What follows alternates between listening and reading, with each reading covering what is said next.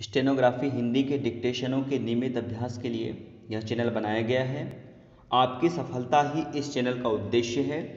सबसे पहले अपने इस चैनल को सब्सक्राइब कर लें, साथ ही आगे के अपडेट्स के लिए बेल आइकन को प्रेस करना ना भूलें।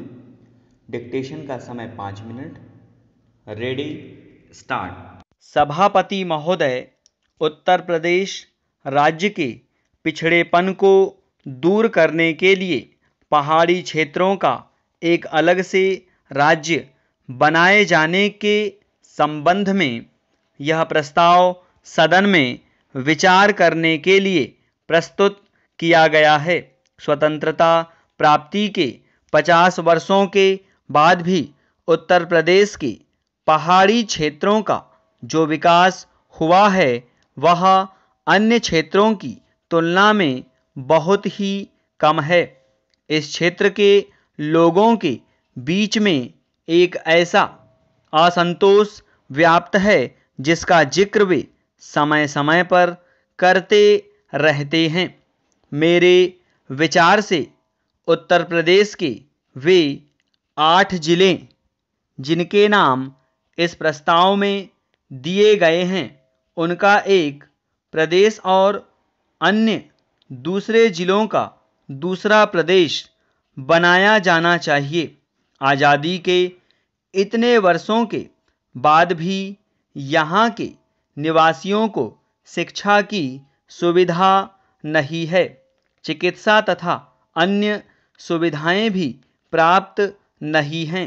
आज भी इस क्षेत्र के अनेक लोगों ने रेलगाड़ी को नहीं देखा है। यहाँ ऐसे भी स्थान हैं जहाँ पहुँचने में 1-2 महीने का समय लग जाता है। इसका कारण यह है कि वहाँ आने जाने की सुविधा नहीं है।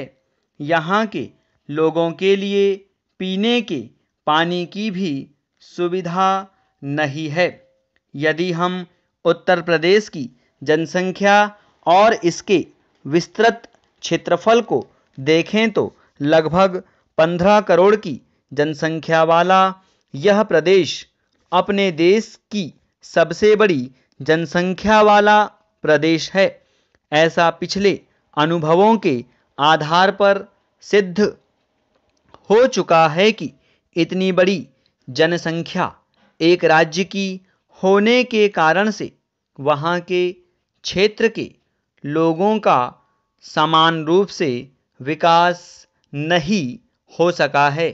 यदि हम न्यायपूर्ण ढंग से भी राज्य में विकास के काम करें तो प्रत्येक क्षेत्र के साथ न्याय नहीं हो सकता है।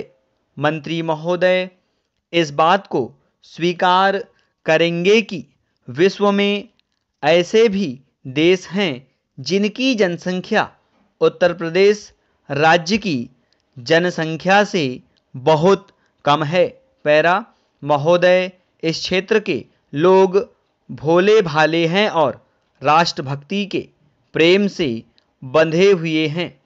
इस प्रेम में बंधे होने के कारण वे अनुशासित ढंग से इस समस्या को देश के सामने रखते आए हैं।